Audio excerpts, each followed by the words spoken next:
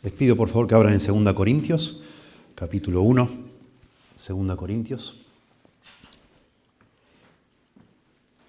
capítulo 1.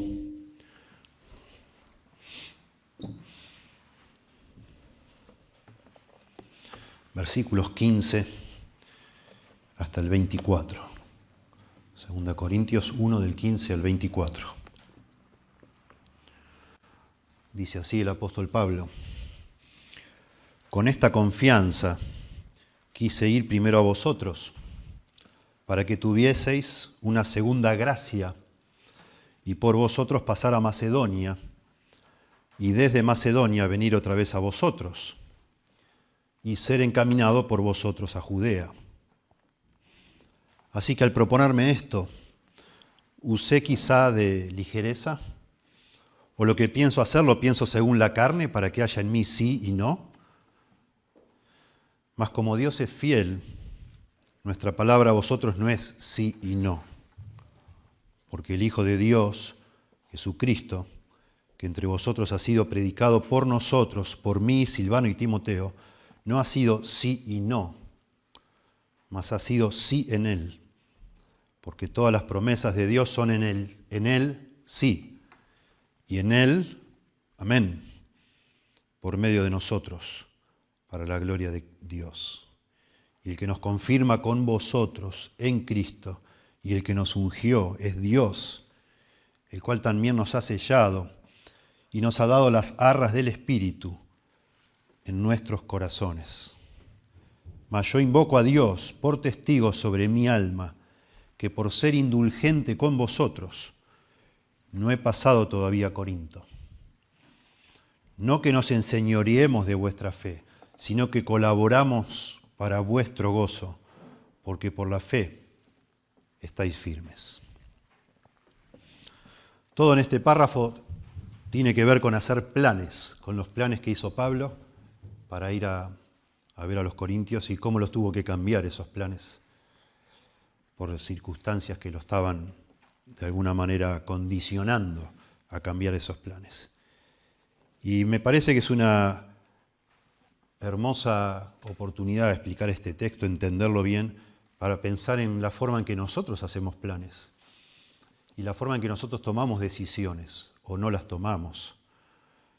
Y acá, detrás de toda esta situación, que es lo que generó un conflicto entre Pablo y los corintios, es que él no cumplió lo que había prometido. Su plan inicial no se llevó a cabo, lo cambió. Y enseguida nos llama la atención cuando Pablo explica las razones por las que los cambió.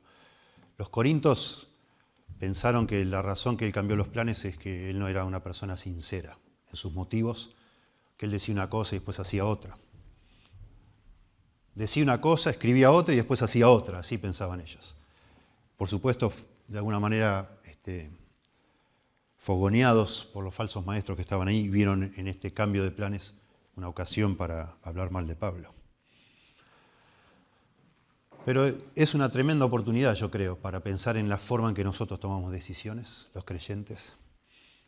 Y también, ¿por qué no pensar un poco, todos nosotros nos pongamos a pensar en lo que nosotros vemos en la Biblia, que son los modelos de cómo se deciden las cosas y a lo mejor cómo usted toma decisiones?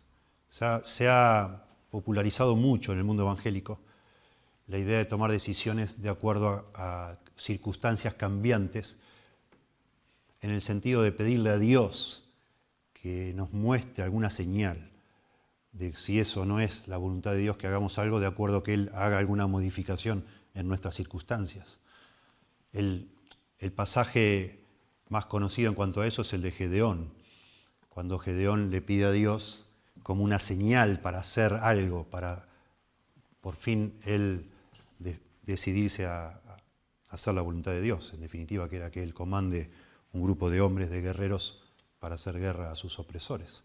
Entonces Gedeón, en su incredulidad, en su falta de fe realmente, eso es lo que muestra el libro de Jueces, le dice a Dios: bueno, Dios, vamos a hacer así, yo voy a poner un vellón de lana en la tierra, y mañana si el vellón aparece mojado y toda la tierra alrededor seca, entonces yo sé que es tu voluntad y lo voy a hacer, si no, no. y al otro mañana aparece el vellón mojado y la tierra seca. Y dice, bueno, vamos a hacer otra comprobación. Dice, ahora voy a hacer al revés. Vamos a hacer al revés. Yo pongo el vellón de lana y si mañana aparece toda la tierra mojada y el vellón seco, yo sé que es tu voluntad. Lamentablemente, basado en ese hecho y otros similares en las Escrituras, muchas personas creen que es la manera de tomar decisiones. Por el miedo que da a veces cargar con la responsabilidad a nosotros de decidir ciertas cosas y saber que a lo mejor nos estamos equivocando. Entonces queremos que Dios de alguna manera nos mande un comprobante de que la decisión la tomó Él, digamos, ¿no? Y nosotros nos dejamos guiar. Es lamentable porque eso no está puesto en el libro de Jueces. La mayoría de lo que sucede en el libro de Jueces no está puesto en la Biblia para que lo imitemos, sino para mostrarnos lo que sucedía en esa época en la historia de Israel, justamente por la falta de fe en Dios. La incredulidad, a medida que avanza el libro de Jueces, cada vez es peor. La moralidad cada vez es peor.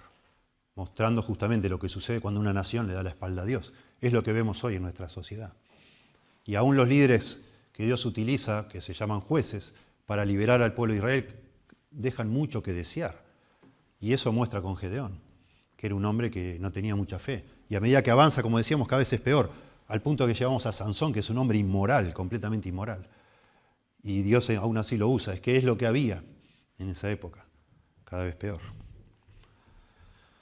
Después se toman ejemplos del libro de Hechos. En el libro de Hechos, en muchas oportunidades, aparecen epifanías, voces, luces, direcciones divinas por medio del Espíritu Santo o por medio de estas apariciones para, en ese momento fundacional de la iglesia, creo yo, Lucas muestra al enumerar todas esas apariciones, tanto del Espíritu Santo de Dios, enfatizar tanto la llenura del Espíritu y mostrar cómo aparecen esas visiones. ¿Se acuerdan el varón macedonio diciéndole a Pablo que pase a Macedonia para predicar? El Espíritu impidiendo que Pablo predique en Bitinia, etc.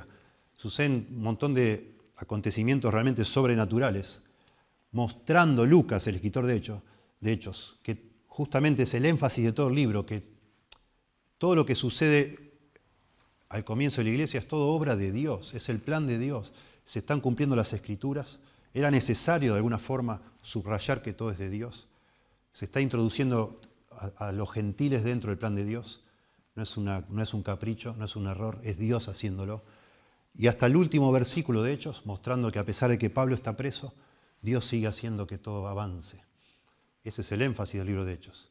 Pero de ninguna manera tampoco el libro de Hechos, que es narrativa, no es algo prescriptivo. El libro de Hechos nos cuenta lo que sucedió, no lo que debemos nosotros hacer. De ninguna manera se presentan esas excepciones, porque lo son, para que nosotros reclamemos esas mismas experiencias. Entonces estamos, a punto de tomar la decisión de mudarnos a una ciudad y le pedimos a Dios una señal, que nos hable una voz, que nos aparezca algo. Dios, voy a hacer tal cosa y si me llaman, si en la próxima llamada que me entra del teléfono es tal cosa, entonces voy a decidir que sí.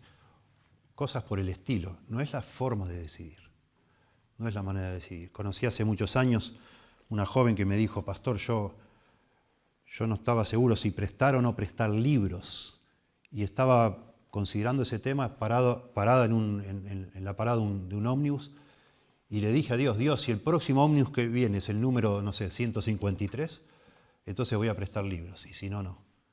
Y dice, ¿está bien lo que dice pastor? Me pregunta. Así decide gente por cosas, basado supuestamente en estos modelos que supuestamente nos impulsan a hacer lo mismo. Qué notable que el apóstol Pablo, que era apóstol, que sí se le apareció varias veces Dios, voces, visiones para tomar decisiones. Qué notable que la mayoría de las decisiones que toma Pablo las toma considerando otros elementos. Insisto, Lucas muestra estas excepciones para que quede claro del principio al fin del libro de Hechos que todo está sucediendo para el establecimiento de la iglesia, del reino de Dios. Todo está sucediendo por obra y gracia de Dios. Sin embargo, acá vemos exactamente otra cosa más normal, creo yo, para que sí, entonces tomemos esta manera como quizás la que sí deberíamos nosotros considerar, que es buscar sabiduría en cómo movernos, qué hacer o qué no hacer. Pablo tuvo una idea, tuvo un plan, lo hizo él, explica cuál es ese plan inicial y después lo cambia cuando recibe más información que cuando hizo el plan no la tenía.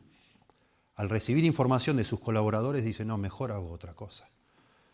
Y sí considera las circunstancias, porque algo cambió desde que hizo el plan inicial, digamos así el plan A, para cambiar al plan B, algo cambió. Y entonces analiza, pero no fue una señal para nada. Él tomó en consideración otros elementos para tomar la decisión.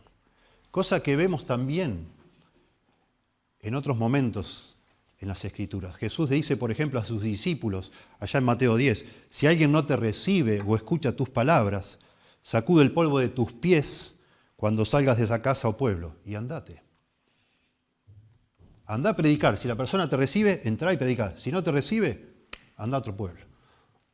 Como también tratando nosotros de evaluar qué es lo más conveniente o más estratégico para hacer, en ese caso a los discípulos, Mateo capítulo 10.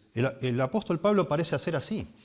Va a una ciudad, empieza a predicar, predica hasta que se levanta una turba y se va para otra ciudad. Y así lo vemos permanentemente también en el libro de Hechos. No esperando que Dios le muestre, sino diciendo, bueno, ya, me voy. Acá ya hice lo que podía hacer, ya está, me voy. Notablemente cuando va a la ciudad de Atenas, Hechos capítulo 17, se nos muestra que se burlaron un poco de él, pero nadie lo persiguió y decide irse igual. Y no sabemos bien por qué, pero no lo persiguieron y se va. Casi no tuvo oposición en Atenas y decide irse a Corinto justamente. Y en Corinto sí tiene oposición y está a punto de irse y ahí Dios se le aparece, dice, Pablo, quédate acá porque acá tengo mucho pueblo todavía. Y se queda 1 año y medio, ¿se acuerdan ustedes? Es notable, es notable. Fíjense, terminando 1 Corintios, una página antes de lo que leímos, capítulo 16 de 1 Corintios, versículos 8 y 9. Pero estaré en Éfeso hasta Pentecostés, porque se me ha abierto puerta grande y eficaz, y muchos son los adversarios. 1 Corintios 16, 8 y 9. Acá Pablo está explicando sus planes. Noten, vamos a leer desde el verso 5. Iré a vosotros, le dice a los corintios, cuando haya pasado por Macedonia, pues por Macedonia tengo que pasar. Y podrá ser que me quede con vosotros o aún pase el invierno para que vosotros me encaminéis a donde haya de ir. Porque no quiero veros ahora de paso, pues espero estar con vosotros algún tiempo, si el Señor lo permite. Pero estaré en Éfeso hasta Pentecostés, porque se me ha abierto puerta grande y eficaz, y muchos son los adversarios. Noten qué interesante, Pablo escribe esto desde Éfeso, está en Éfeso, le dice, hermanos, espero ir a verlos pronto. Digamos, si tratemos de imaginar el mapa, Éfeso está en donde hoy es Turquía, en Asia Menor, y Corinto era cruzando el mar, un tanto, pero más o menos a la misma altura en el mapa.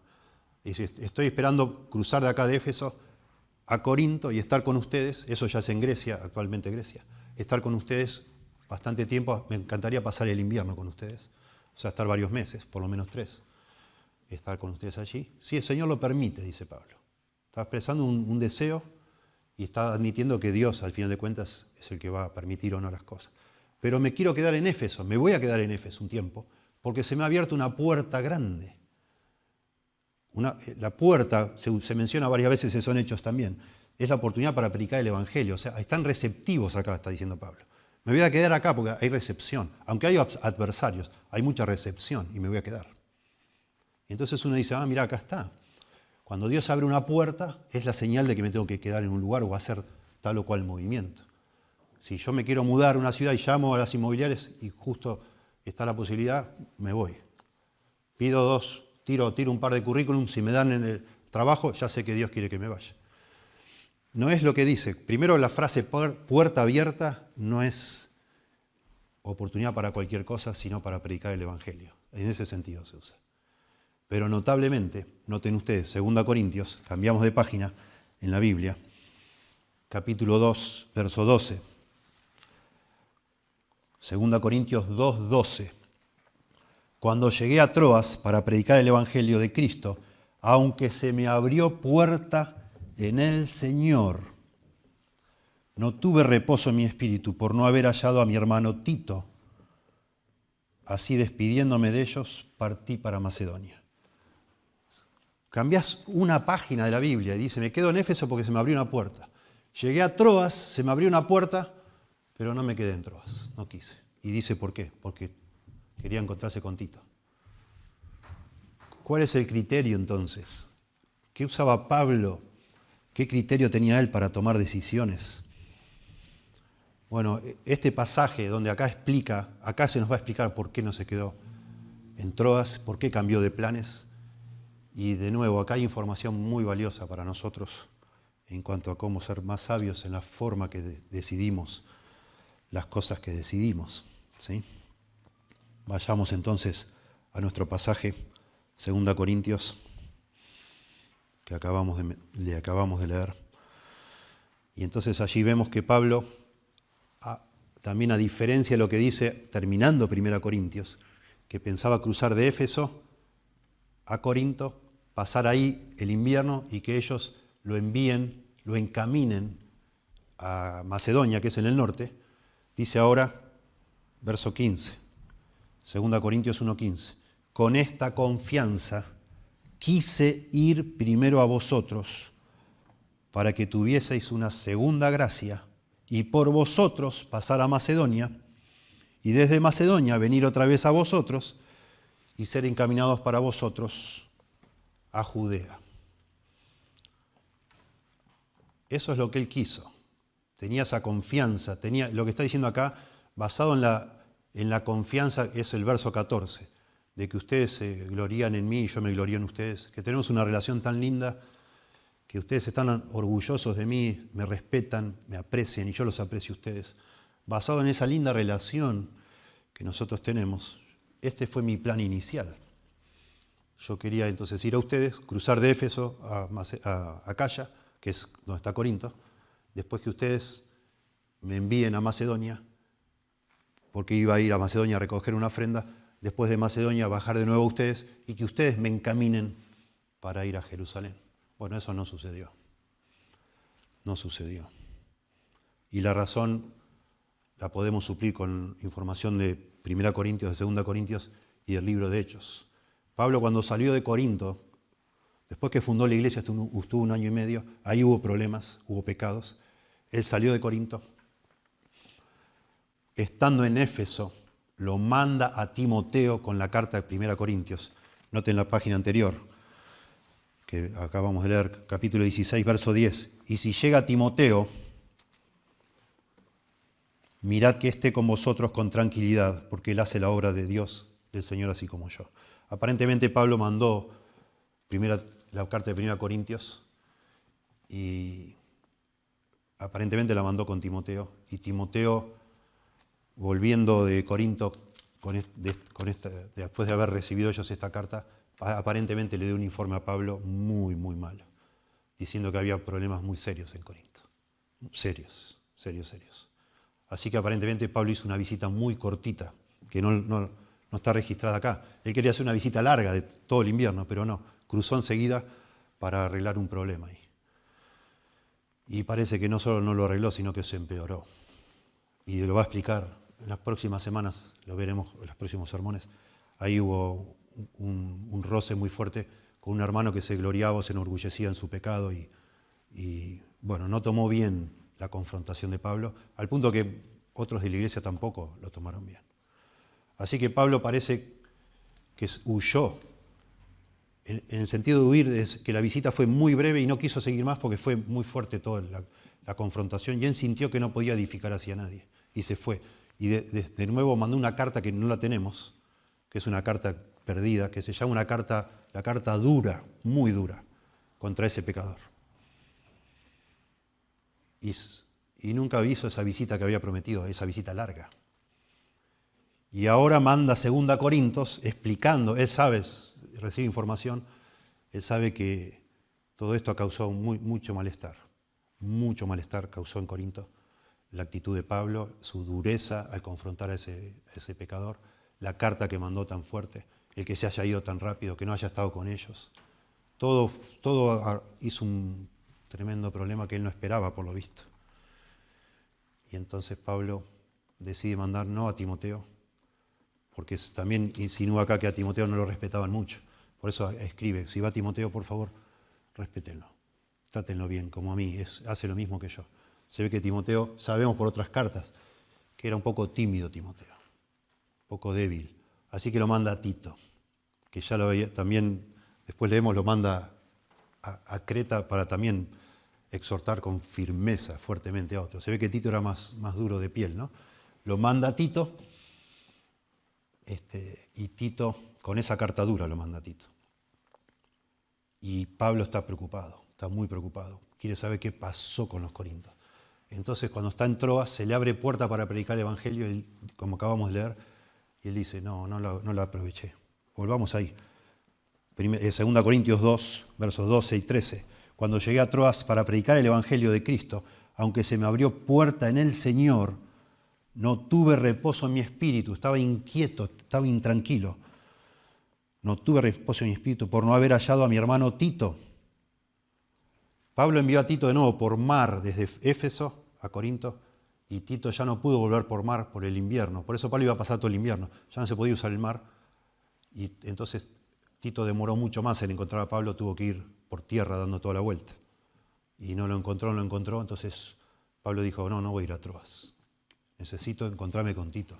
Tengo este problema acá abierto, esta herida abierta con los corintios. ¿Qué voy a hacer yo predicando el Evangelio en otras ciudades si a lo mejor esta iglesia se viene abajo? Vamos a resolver esto. Y entonces espera a Tito. Espera a Tito para poder saber qué está pasando y terminar de resolver este asunto. Es fascinante de pensar. El hombre que es un apóstol, que tiene, por ser apóstol, todos los dones espirituales, por estar en ese momento fundacional de la iglesia, podría haber estado reclamando de Dios algún tipo de señal para manejarse con certeza. Él está, en vez de hacer eso, mandando emisarios, tratando de informarse, él quiere saber qué pasó con esa carta, qué efecto produjo y si ahora sí está todo listo para viajar o no viajar a Corinto. Después en el capítulo 7 nos va a explicar lo que le dijo Tito y qué decidió después de lo que dijo Tito. Muy interesante. Y entonces, de este pasaje podemos aprender cómo nosotros deberíamos utilizar las circunstancias, no como señales de Dios, sino como información necesaria para, entre otros elementos, para tomar las mejores decisiones posibles que afectan nuestra vida y la de otras personas. Eso es lo que está aquí envuelto. ¿Sí? Noten, en primer lugar, el apóstol Pablo hace su plan inicial basado en la confianza que él tenía con los corintios. Él evalúa, entre todos los elementos que evalúa la relación que tiene con ellos, y en base a eso él decide, de nuevo, no porque no le pida a Dios que le muestre, sino, dice, con esta confianza, verso 15, quise ir primero a vosotros, porque confiaba yo de que ustedes realmente se gloriaban en mí y yo en ustedes. Para que tuvieseis una segunda gracia, dice acá, y por vosotros pasar a Macedonia, y desde Macedonia venir otra vez a vosotros y ser encaminado por vosotros a Judea. Pablo tiene una confianza, una relación de confianza con ellos, una certeza en la cual apoya esta decisión, un conocimiento previo, digamos así, una intuición, si se quiere, de cómo ellos van a reaccionar a algo. Entonces dice, este es mi plan, en base a lo que ya Dios ha permitido que nosotros tengamos juntos, voy a tomar estos pasos. Y dice acá, para que tuvieses una segunda gracia. Y algunos interpretan que esto de tener una segunda gracia, la gracia de los corintios era que ser visitados por Pablo. Una segunda gracia sería en el sentido de que el plan inicial era que él vaya, después suba a Macedonia y después vuelva a estar con ellos. Algunos dicen, esa es la segunda gracia, la doble visita de Pablo. Es posible, porque también le dice a los romanos que él los quiere ir a ver para, de alguna manera, compartir con ellos algún don espiritual, bendecirlos, digamos. Esa sería la gracia, en este caso. Sin embargo, aparentemente lo que está diciendo acá Pablo, cuando usa el concepto de tener una gracia, está hablando de la oportunidad que iban a tener los corintios al recibir a Pablo de ofrendar para la obra misionera. Eso es lo que parece ser el caso, porque Pablo lo que está pidiendo es que ellos, al visitarlos, Pablo no recibía ofrendas para comer, para alquilar un lugar, para estar en un lugar. No lo hacía eso, no quería. Pero sí recibió ofrendas para que lo encaminen para ir a otro lado. Noten cómo dice acá. Dice al final, y ser encaminado por vosotros a Judea. Ser encaminado. Ser encaminado es un término técnico en el Nuevo Testamento que tiene que ver con la obra misionera. Encaminar a alguien era enviarlo con provisiones, con todo lo necesario, incluso con acompañantes, porque los viajes eran peligrosos. Era proveer todo lo necesario para que siga su viaje, para poder realizar la obra misionera. Y a eso se le llama, los donativos, digamos así, se le llama gracias. En nuestra Biblia la palabra donativo, que a veces traducen así como una donación, en realidad en la Biblia, en el original, es una gracia. Lo vemos acá, de nuevo, en la página anterior, 1 Corintios capítulo 16. Dice acá, verso 3, y cuando haya llegado a quienes hubierais designado por carta, a estos enviaré para que lleven vuestro donativo a Jerusalén. Vuestra gracia, la palabra ahí es gracia. Lleven vuestra gracia a Jerusalén. Lo mismo dice en 2 Corintios 8:7, que cuando habla de las ofrendas, dice allí, 2 Corintios 8:19, donativo.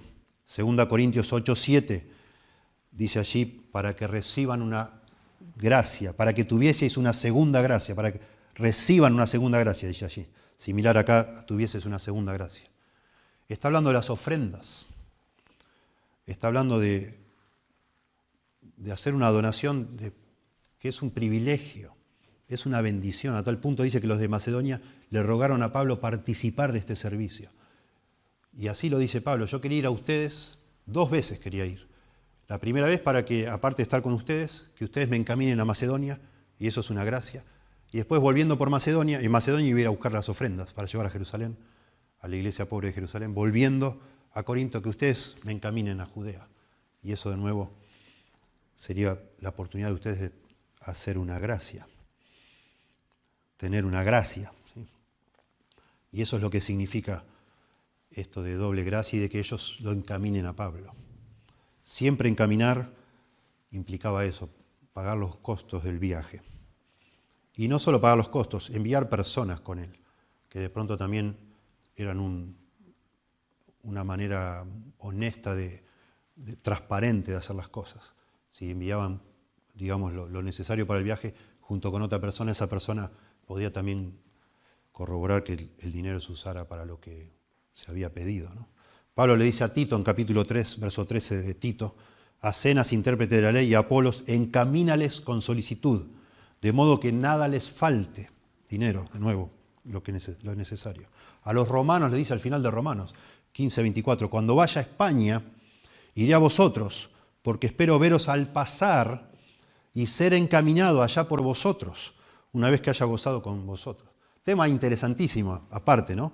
De cómo se manejaba, cómo se coordinaban los esfuerzos de las iglesias para que se pueda realizar la obra misionera en aquella época. Y eso es lo que piensa Pablo de los Corintios, que también los conoce. Pablo basa esta decisión, decimos en primer lugar, en la confianza que tenía de que ellos realmente lo apreciaban, que se gloriaban en él, pero también basa esta decisión en las posibilidades de esta relación. Los corintios eran una iglesia rica, los macedonios no. Dice que no, en gran necesidad, dicen allá en 2 Corintios capítulo 8, ellos ofrendaron de lo que no tenían, los macedonios.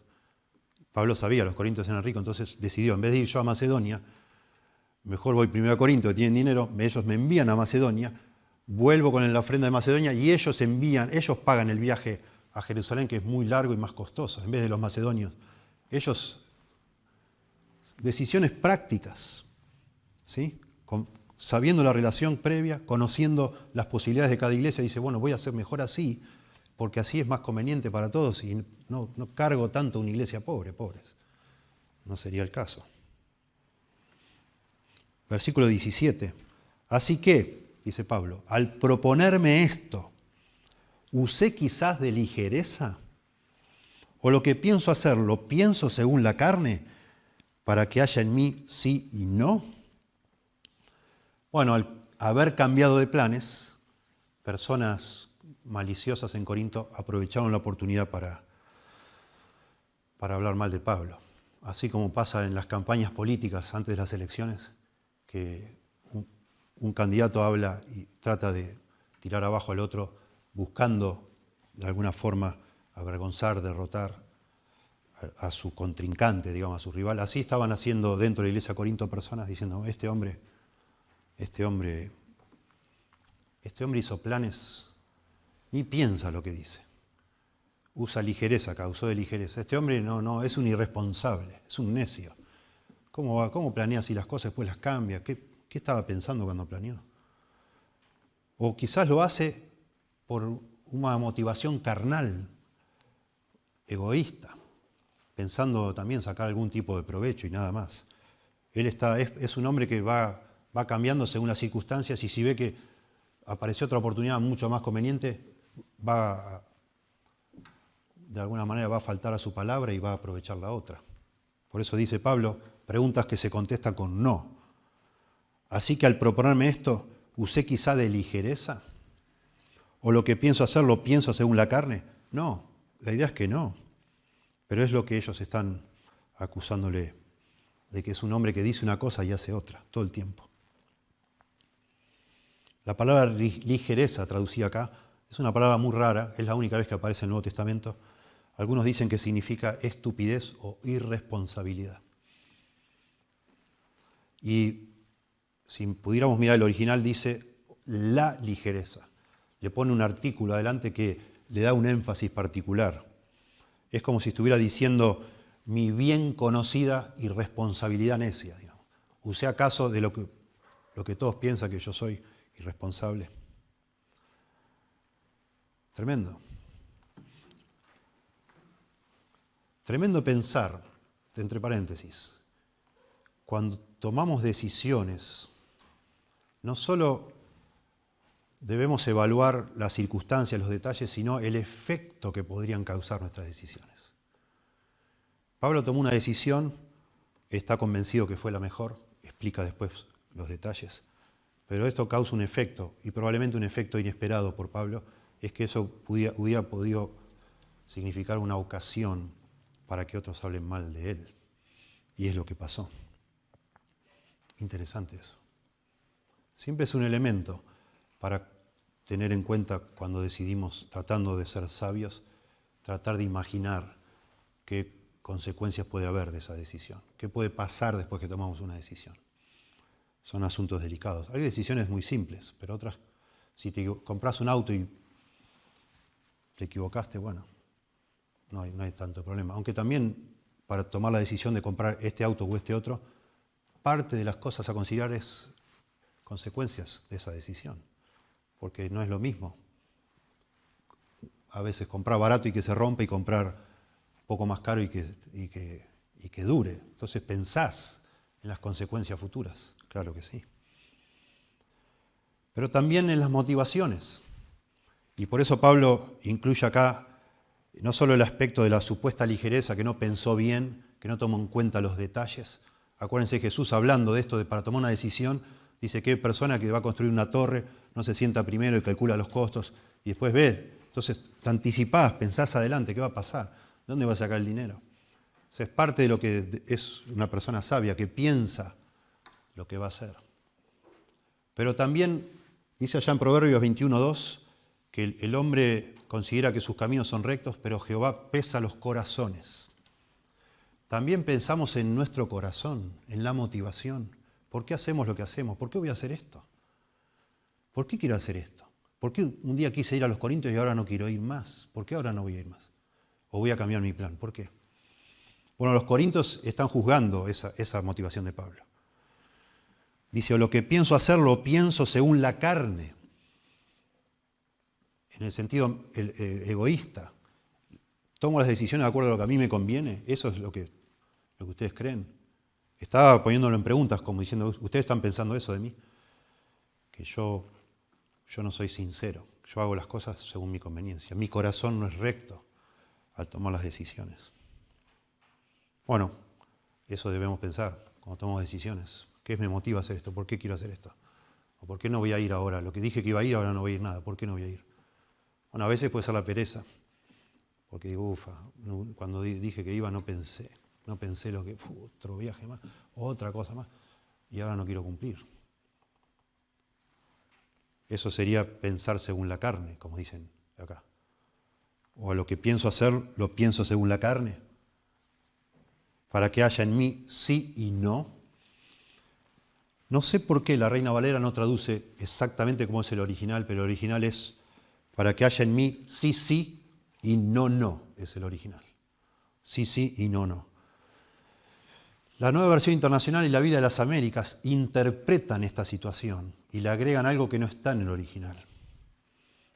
La Nueva Versión Internacional, muy similar a la Biblia de las Américas, dice, de manera que diga sí, sí y no, no al mismo tiempo. Le agregan al mismo tiempo, pero están interpretando lo que dice Pablo. Como diciendo, bueno, ustedes creen que yo soy carnal y que digo cualquier cosa, digo sí, sí, no, no, y todo simultáneamente, como que no soy confiable, no soy una persona sincera, soy doble, digamos, tengo duplicidad en todo lo que digo. Sin embargo, nunca está bien agregar cosas que no están en el original. Acá dice, literalmente, o lo que pienso hacer, lo pienso hacer según la carne, para que haya en mí sí, sí y no, no. Y eso es muy probable que esté relacionado con la advertencia de Jesús, allá en Mateo 5:37. Pero sea vuestro hablar sí, sí, no, no, porque lo que es más de esto, de mal procede, dice Jesús. Y Jesús está hablando en contra de jurar, de hacer promesas jurando, que no es necesario que un hijo de Dios, que un creyente jure, porque eso implicaría que cuando no juran no se tomaría en cuenta lo que dice, o sea, no está pensando cumplir lo que está diciendo. Si yo tengo que agregar un juramento a lo que digo, entonces le quito valor a todo lo que dije, o vaya a decir, si no lo juro. Jesús dice, no hagan eso, no hagan eso.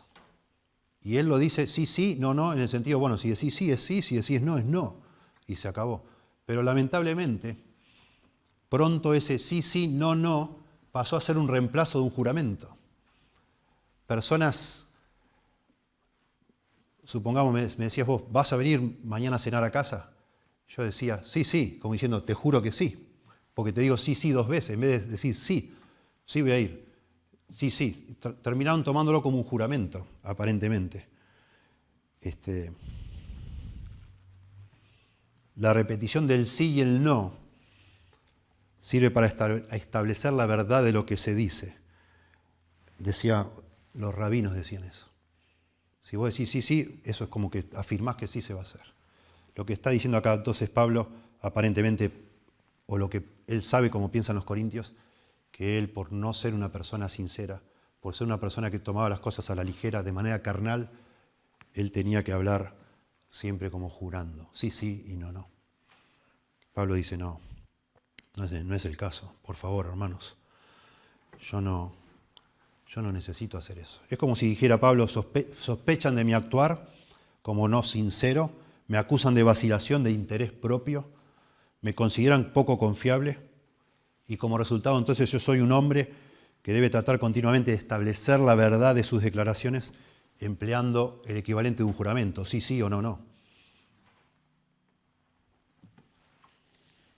Bueno, Pablo, repasando entonces, había basado su plan en la confianza que él tenía con ellos, en la que conocía de ellos, las posibilidades que ellos tenían, pero Pablo cambia su plan.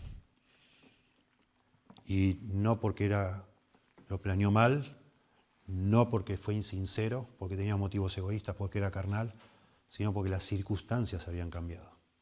Y eso lo va a explicar después, al final de este capítulo, el capítulo 2. Pero notablemente acá hay una consecuencia obvia, y Pablo va a dedicar varios versículos a meterse en este asunto, que Pablo es un mensajero. Pablo es un apóstol enviado del Señor para predicar un mensaje con el cual ellos se convirtieron. Pero si una persona empieza a dudar de tu sinceridad en tus acciones, falta muy poco a que empiece a dudar, ¿por qué no?, de la sinceridad en tus dichos, lo que vos enseñás.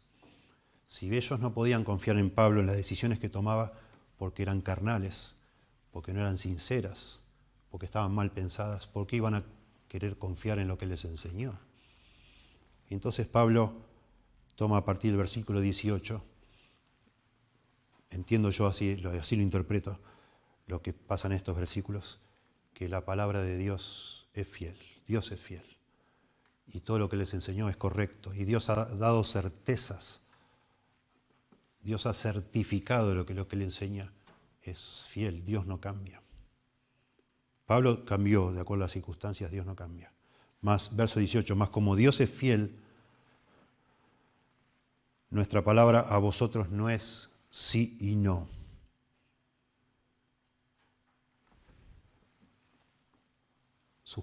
Los cambios de Pablo implican sospechas sobre lo que le enseña. Entonces él dice, no, Dios es fiel. Lo que Dios dice no cambia. Es como debe ser. Siempre va a ser igual. Confíen en mí, dice Pablo. Lo que yo estoy haciendo es por su bien, va a explicar después. Confíen en mí. Lo que yo les dije de Dios y de sus promesas es correcto. Y ahora va a explicar entonces que Dios cumplió todo en Cristo. Dios es fiel, Dios nos ha dado garantías de que lo que ha dicho no solo se ha cumplido, sino que se cumplirá en el futuro. Y ese es el argumento, podemos decir acá, que usa teológico. Verso 19, porque el Hijo de Dios, Jesucristo, que entre vosotros ha sido predicado por nosotros, por mí, Silvano y Timoteo, no ha sido sí y no, mas ha sido sí en él. Aquí sí está diciendo esto de sí y no, como él no es que dice sí, después dice no, cambia según la ocasión. No, Dios es fiel, Dios es confiable, lo que dice es así. Y el Hijo de Dios, Jesucristo, es muy solemne la declaración, el Hijo de Dios, Jesucristo, que entre vosotros ha sido predicado por nosotros, por mí, Silvano y Timoteo, trayendo allí testigos que sí han predicado, pero sumando otras personas para enfatizar lo que dice, no ha sido sí y no ha sido cambiante, mas ha sido sí en él. Porque todas las promesas de Dios, verso 20, son en él, en Cristo, son sí, y en Cristo son amén, por medio de nosotros, para la gloria de Dios. Qué hermoso pensar, bueno, una forma, está poniéndolo en el contexto lo que dice, pero qué hermoso que Dios ha prometido tantas cosas. Podemos enfocarnos solo en Abraham y en David. Dios ha prometido que en la simiente de Abraham iban a ser benditas todas las naciones de la tierra. Una promesa. Bueno, en Cristo esa promesa es sí, se cumple. Y en Cristo todas las naciones de la tierra son benditas. Dios había prometido a David que iba a levantar una descendencia, una casa, un nombre, una dinastía, para que gobierne para siempre. Bueno, en Cristo esa promesa se cumple. Es el sí. Y nosotros decimos amén, respondemos a las promesas de Dios que se cumplen. Nosotros respondemos con la palabra amén, que está tomada del hebreo, que significa seguramente. Seguramente, claro que sí. Y es una manera en que nosotros adoramos a Dios diciéndole amén. Porque lo que estamos diciendo es, ratificamos que tú eres confiable, Señor, que tú no mientes, que sos fiel. Siempre cumplís lo que prometés. Y entonces respondemos amén.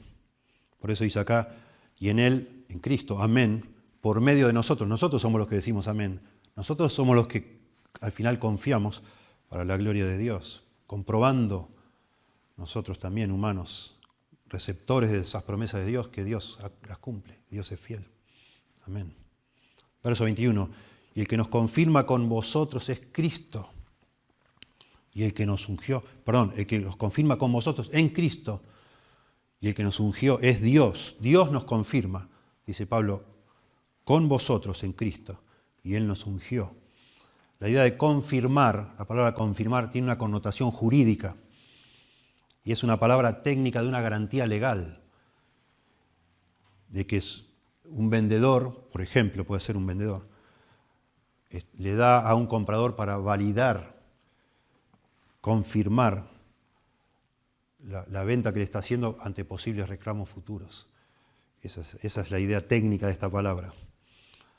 Está diciendo que Dios nos confirmó con vosotros en Cristo.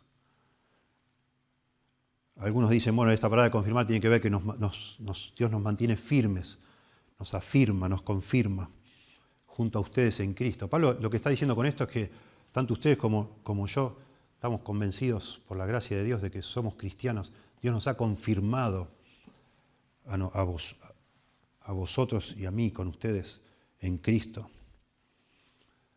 Somos hijos de Dios. Nada nos va a poder, como leíamos hoy en Juan 10, nada nos puede separar, nada nos puede arrebatar de la mano de Dios. Nada, jamás. Porque Dios no miente, Dios no se va a arrepentir de habernos salvado, Dios no va a cambiar de plan, no se va a aburrir, jamás. Y no solo eso dice, sino que nos ungió, Dios nos ungió. Y ahí el verso siguiente desarrolla esto con el tema del Espíritu. Está hablando de la salvación, por supuesto. Porque esto es lo que a Pablo le preocupa. Bueno, si dudan de mí, van a dudar de todo lo que les enseñé. No. Yo voy a explicar ahora por qué cambié de planes. Pero antes de explicar todas las razones por las cuales yo cambié de planes, que no son egoístas, quiero establecer esto como algo claro. Dios nunca falla. Dios no es infiel. Y es importante que lo diga, porque de verdad, probablemente Pablo fue honesto. O sea, probablemente no, fue honesto, fue sincero, fue la mejor decisión. Pero probablemente tu pastor, este pastor, tome decisiones que no sean las mejores. Pero eso de ninguna manera debería trasladarse a todo lo que ese pastor te enseñó. Porque Dios es fiel. Y vos, cuando fuiste instruido, tenías una Biblia en la mano para comprobarlo. Y Dios te confirmó en Cristo. Y no solo eso, te envió el Espíritu Santo, que uno de los ministerios que hace es confirmarnos, según Romanos 8.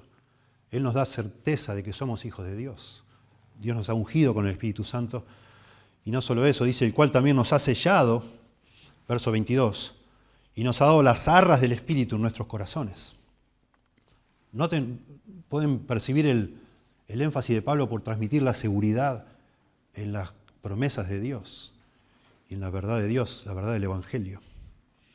Y acá habla de dos aspectos que se complementan para, de nuevo, afirmar aún más lo que es la certeza, que tiene que ver con el ser sellado y recibir unas arras, que es como un anticipo. Bueno, es obvio, ser sellado de algo, poner el sello a algo, en muchos sentidos significaba el comprobante de autenticidad o de propiedad. El Señor nos ha sellado por medio del Espíritu Santo, Dios nos ha sellado para darnos esa certeza de que somos propiedad de Dios. Y eso es, por lo tanto, una garantía de la herencia final en el creyente, el sello del Espíritu Santo. Y después habla del depósito, arrabón, es traducido arras, es la idea de un adelanto, el adelanto del Espíritu.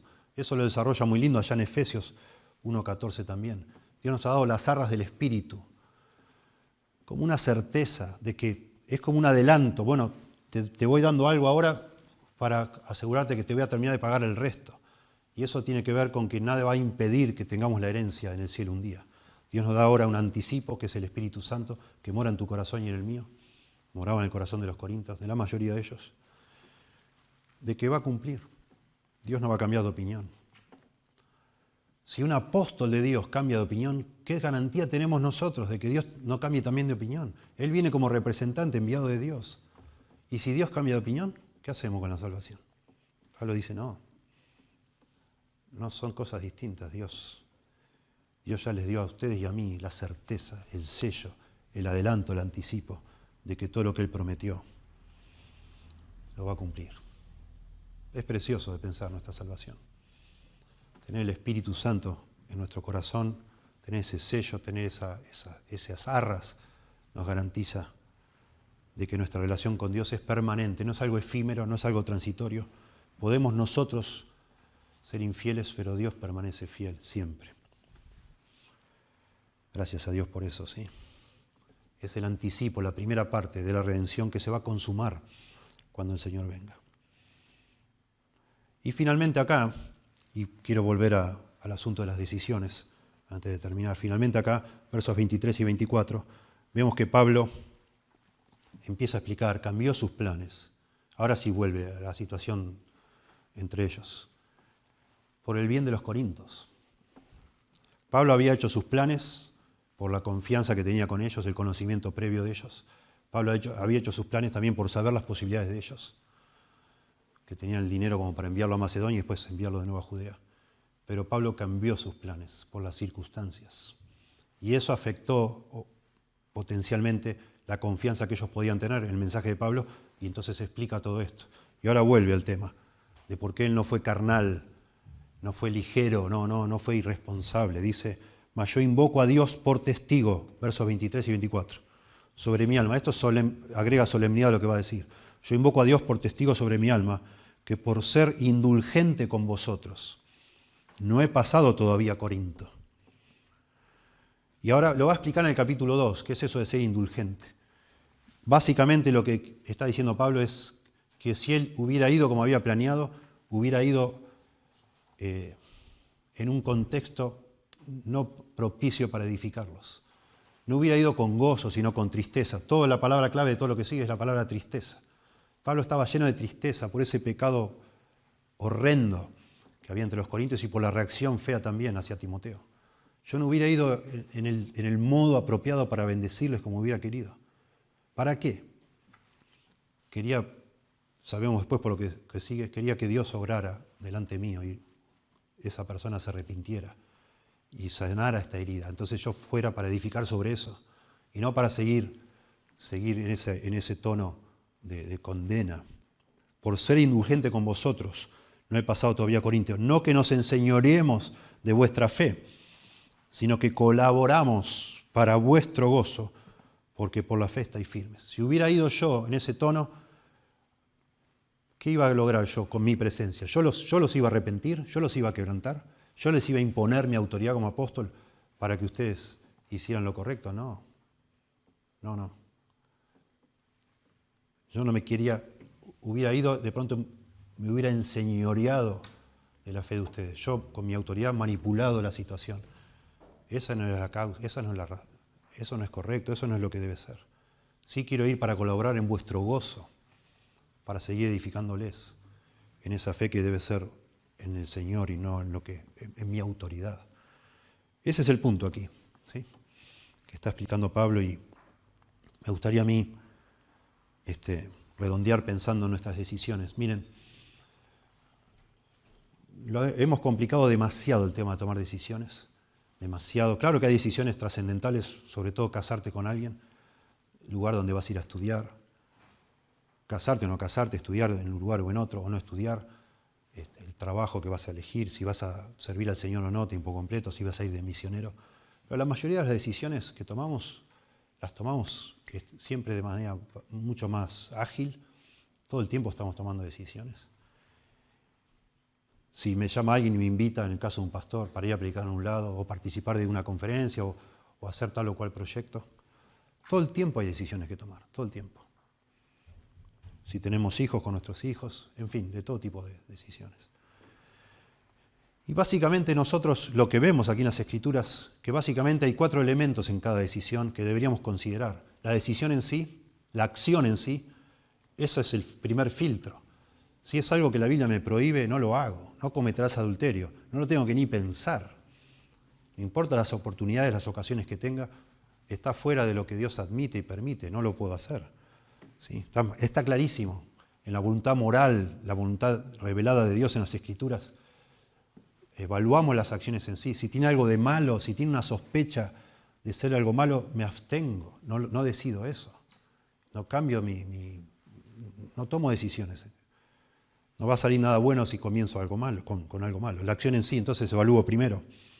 En segundo lugar, yo debo tener en cuenta también mi actitud para que mi acción, mi decisión sea agradable a los ojos de Dios, no es solo hacer lo correcto, sino hacerlo de forma correcta. Mi actitud es importante, tomarla en cuenta a los ojos de Dios. Un papá puede mandar a su hijo a limpiar su habitación y el chico puede ir, da un portazo, limpia todo, acomoda la cama y sale y se queda enojado. Bueno, lo que tenía que estar hecho está hecho, pero la forma que se hizo no está bien. No agrada a Dios y Dios mira los corazones, como decíamos. Dios está viendo eso. Entonces tenemos que considerar también la actitud. En tercer lugar, el motivo, la motivación de por qué hacemos lo que hacemos, ¿sí? Porque el Señor pesa los corazones.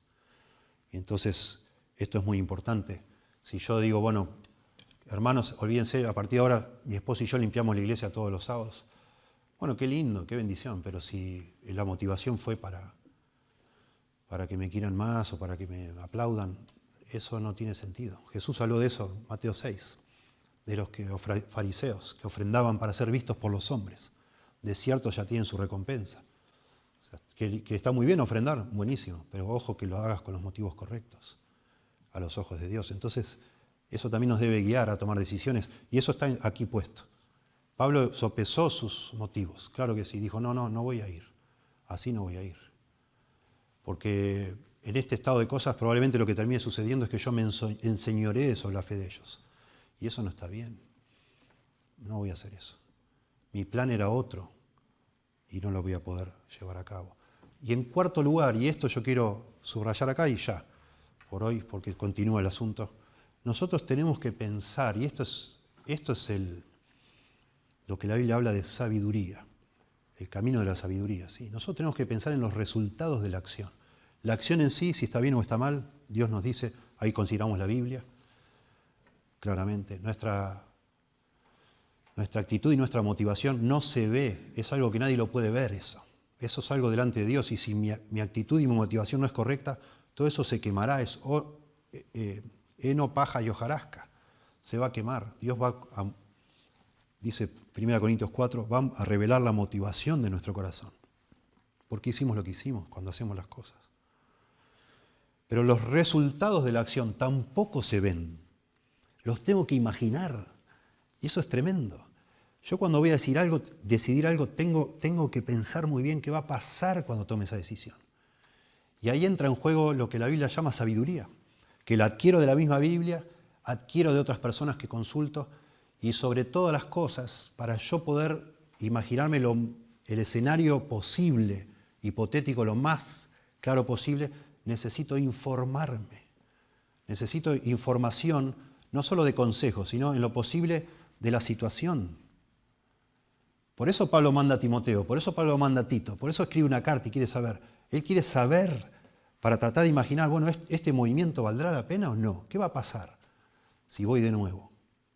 Y ahora se metió otro elemento que no conocía, que eran estos, entre comillas, superapóstoles, estos falsos maestros que quieren destruir esta iglesia. Entonces yo no voy a Troas. Si no estuvieran estos falsos maestros, capaz que puedo esperar un poco para después ir a Corinto. Y entonces se me abre la puerta en Troas y me meto y evangelizo. Pero ahí hay gente que está tratando de quedarse con la iglesia, falsos maestros. Y entonces, de nuevo, pienso, es como casi como un juego de ajedrez que los que saben jugar piensan varias jugadas para adelante. Si yo hago este movimiento para acá, ¿estos qué van a hacer ahora? ¿Y qué va a pasar con este hombre que está ofendido con las maquinaciones de Satanás que va a contar en el capítulo 2? También es un elemento, ahí está Satanás, están los falsos maestros. Y bueno, qué lindo, tengo una puerta abierta acá, pero tampoco puedo todo esto, ya empecé acá, estuve 1 año y medio en Corinto, voy a tirarle ese 1 año y medio por la borda solo porque se me abrió una puerta acá. Capaz que no está bien eso. Dios mandará a otra persona para Troas, no sé, pero acá ya estuve yo soy el que fundó esta iglesia, yo soy el apóstol de ellos, el pastor. Bueno, ya no me puedo desentender de esto. Ya abrí acá, esta puerta la abrí, digamos, abrí este ministerio acá, bueno, ahora tengo que atender eso. Si no, sí sería un poco ligero en todo lo que hago, ¿no? Y voy de un lado al otro y no me doy cuenta que voy dejando todo incompleto y sin arreglar. Muy interesante, muy importante que nosotros tratemos de imaginar lo que va a pasar con nuestras decisiones. muy importante que pensemos. ¿Va a edificar lo que diga? ¿Va a edificar que vaya? ¿En qué va a resultar todo esto? ¿Qué van a pensar? ¿Se van a confundir? ¿Qué será? ¿Qué responsabilidades ya tengo? ¿Atiendo lo que tengo? Si voy para otro lado, ¿qué va a pasar con lo que ya tengo en manos? ¿Quién lo va a atender? ¿Lo dejo suelto? ¿Qué pasó ahí? Tiene que uno pensar mucho. Eso es la vida de un hombre de Dios también, porque también nos damos cuenta, por lo que dice Pablo acá, nuestras decisiones van comunicando también si nosotros somos personas confiables o no confiables, o volubles. Entonces, cuidado, yo digo, bueno, voy para acá, qué lindo, acá otra oportunidad, y acá esto, acá lo otro, pero ¿y qué pasó con mis hijos? ¿Quién va a criar a mis hijos? Si yo sigo haciendo cosas, ¿y qué pasó con esto? ¿No me va a pedir cuenta Dios por mis hijos? Sí, entonces, ojo, tenés que, en ese escenario donde vas poniendo todas las fichas, tenés que también tratar de imaginar lo que va a ser la consecuencia de esas decisiones que vos tomes. ¿Sí? Y eso requiere imaginación. Imaginación en cuanto a lo que va a suceder como consecuencia. Muy interesante, muy interesante y muy necesario. No sé cómo cada uno de ustedes toma decisiones, pero sin duda necesitamos mucha sabiduría. Y vemos acá en Pablo esta clase de sabiduría. ¿Sí? Él cuidó sus motivos, claro que sí. Él explica sus motivos porque ellos están dudando de sus motivos. Él explica muchas cosas porque ellos dudan, hasta pueden llegar a dudar de la fidelidad de Dios. Pero sí, y es lo que va a dedicar ahora el capítulo 2, él está seguro que él trató de imaginar las consecuencias de cada decisión y pensó que era mejor no ir en ese momento. No era el momento apropiado. Lo vamos a hacer en otro momento. Y en otro momento sí fue apropiado, según él. Y bueno, esto aparentemente se arregló, según vemos después, al final de este capítulo. Bueno, al final de este libro, quiero decir, no del capítulo. Que el Señor nos ayude, ¿sí? Que podamos quedar pensando en la forma en que manejamos nuestros asuntos. Todos nosotros, no solo los cabezas de hogar, todos tomamos decisiones todo el tiempo. Y qué importante es ser sabios, sensatos, con los pies sobre la tierra. Y que no, por haber visto algunas situaciones en la Biblia donde estas decisiones se toman de manera por algún evento sobrenatural, que no pensemos que esa es la manera de decidir las cosas, porque no lo es, no lo es. Ni tampoco lo fue en la época de Pablo, como vemos que él hizo. ¿Sí? Señor, te damos gracias, porque podemos confiar en ti, en tu veracidad, en tu fidelidad, porque no solo tu palabra se cumple fiel, todo lo que has dicho es correcto, es intachable, pero también tus promesas que fueron dichas tantos miles de años antes, por supuesto que incluían muchísimas circunstancias cambiantes, pero aún así, porque tú eres Dios, porque tú eres infinitamente sabio y poderoso, no hay situación que cambie a tal punto que tus promesas no se puedan cumplir, al contrario. Creemos en ti, Dios, como un Dios soberano, que todo lo hace funcionar para que cumpla lo que tú has dicho, Señor. Y estamos agradecidos porque eso incluye nuestra salvación, porque nada ni nadie nos puede separar de ti. Ni lo alto, ni lo profundo, ni lo presente, ni lo porvenir, ni la vida, ni la muerte, ni ángeles, ni potestades. Nada nos puede separar del amor que es en Cristo Jesús. Te damos gracias, Señor. Y pedimos sabiduría, que nos ayudes a crecer en sabiduría con tu palabra, con el Espíritu Santo que nos has dado y que es el gran Maestro en nuestro corazón, a discernir, a pensar mejor cuando decidimos, a pensar que nuestras decisiones afectan a otros, sobre todo a los más cercanos. A veces las consecuencias son económicas, pero a veces son espirituales. Y que tú nos ayudes a tener esa capacidad imaginativa de pensar escenarios posibles después que tomamos ciertas decisiones, para con tu ayuda, orando a ti, Señor, con temor, con temblor, comprendiendo que todo lo que hacemos produce un efecto, pero también confiando en ti, Señor, que tú estás en nuestro corazón, en nuestra vida, y tú nos guías de alguna forma que no entendemos. Ayúdanos a usar esas capacidades que nos diste, a echar mano de la Biblia, a echar mano de los consejos, de la información, a indagar, a investigar, a preguntar, para decidir lo mejor en cada caso, y que siempre, Señor, con tu ayuda tengamos la eternidad en vista, Señor, para que no vivamos solo para este mundo, para lo presente, para satisfacer nuestros deseos y nada más, sino que para que nuestra vida tenga un valor eterno,